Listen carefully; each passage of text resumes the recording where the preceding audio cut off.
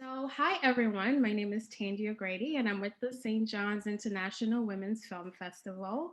We're so excited to have you join us today for the launch of Films Where You're At.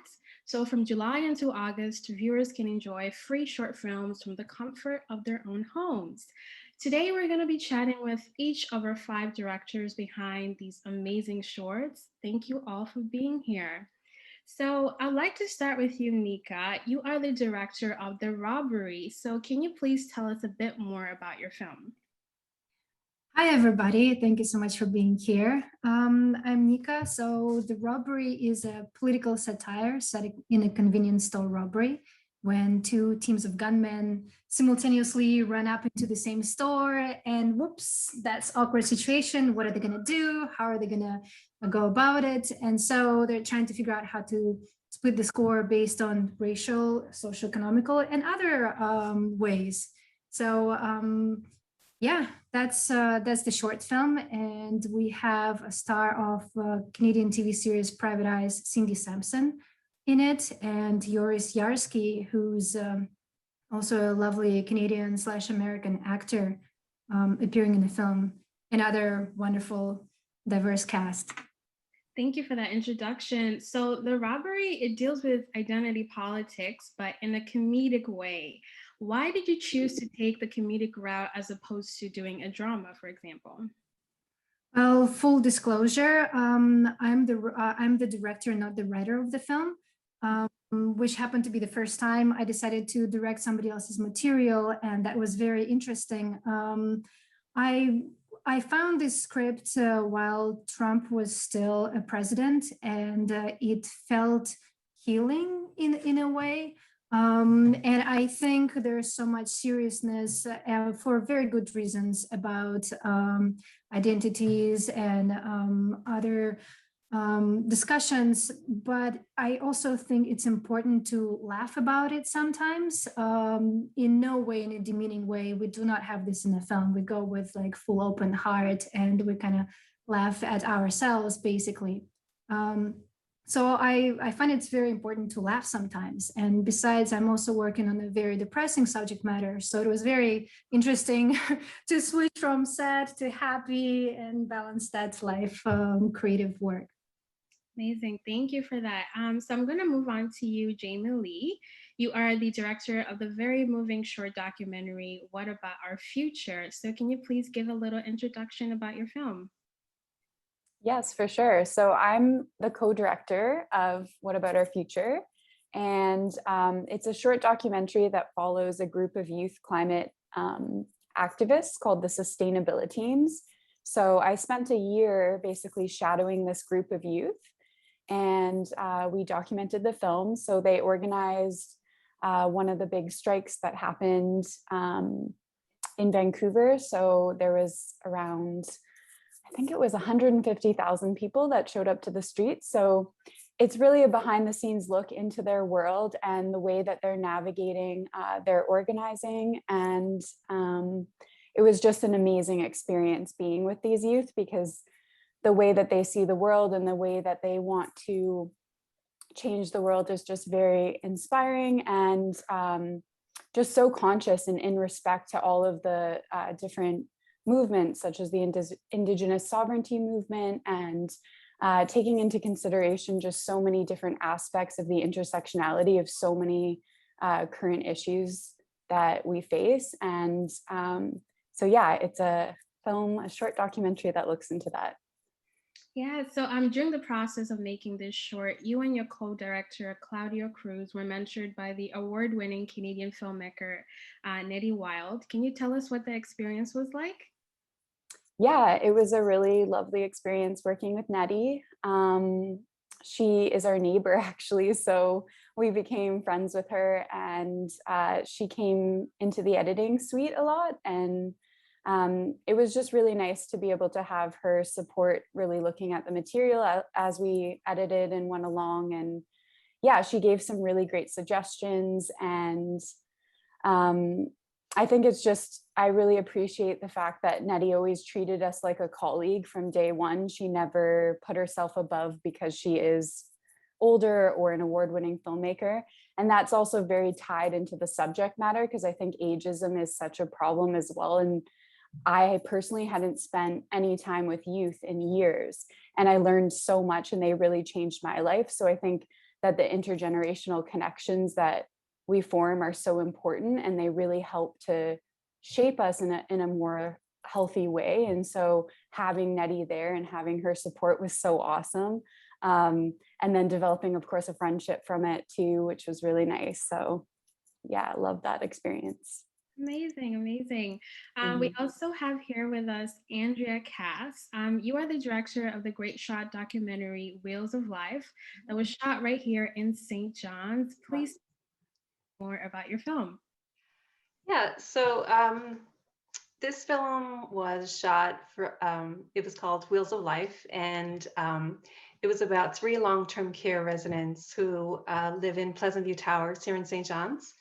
And we got to document them riding around on an adapted bicycle built for two, which was a recreational therapy program that is offered at Pleasant View Towers. So when I went into making this film, it was all about, all about the bicycle, getting different shots. But once we got into it and we spoke with the residents, and I realized that they all had a couple of things in common. They're very different. Three residents are very, very different from each other. However, they ended up at the long-term care facility at the end of their lives. And they talk about freedom and what it means to be having this opportunity to be on the bicycle, and the friendships that they've made with the recreational therapists. So it was a very emotional kind of shoot. It was only 2 days, but and I had 5 people help me. It was a very small crew, but we were all very moved by meeting these 3 people, and actually 6 people, the 3 residents and the 3 recreational therapists. So they're all very wonderful, and I was lucky to be able to shoot it. Amazing. So Wheels of Life is your second documentary short. How did this experience differ from your first film, River of Fire? And Um, what new things were you able to learn along the way? for sure. Well, most of the crew that were with me on River of Fire are actually in Wheels of Life. So we were a very small but mighty crew, and we trusted each other, and we knew the boundaries, the limitations, and the strengths. So I really leaned on those guys. Um, the stills a person that I had for River of Fire was actually the second camera assist. And my mentor, Martine Blue, who has been with me for the last 3 years, she ended up being my DP. So we switched roles, which was really cool. But I still got to direct and to produce it. It was a little tricky because the production was only 2 days, but I had to push it all summer, so I never got to shoot it until September, and it was really iffy because the weather here in St. John's is like it's hit or miss, and we were going into the fall, so with everybody's schedule and going on annual leave and stuff, so we finally got to shoot it when we did, and it was a beautiful day, so we lucked out. Yeah. Amazing. Thank you for that. Savage Breakup, directed by Jaclyn, is another short film that we have in the first screening of Films Where You're At. Please tell us more about your film. So I did direct Savage Breakup, but I feel it's important to say I'm one of 4 members of Hysterical Hearts Collective, and we really truly created this film together.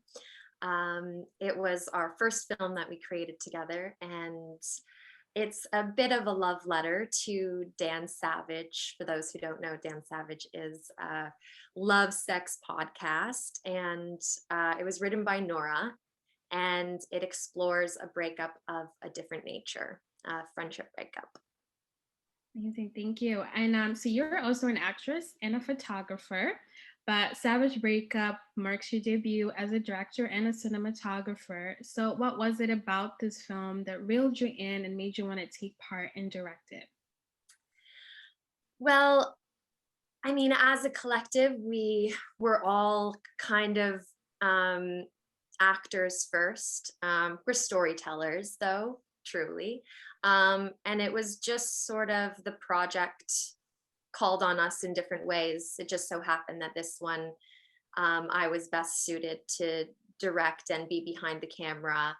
I think because it was our first project, it was the safest because I'm used to being behind the camera and creating still photos. So this was just a continuous Asian of a bunch of still photos to make a moving picture. Yeah, and then on our second project, you know, I'm in front of the camera and Nora's directing it. Sarah wrote it, and now on our third project, I'm back behind the camera directing. So it's always sort of like a wheel of turning hats. Thank you for that. So lastly, here with us, we have Asia, who is the director of the incredible short documentary, This Ink Runs Deep. Asia, can you please tell us a bit more about your film? Sure.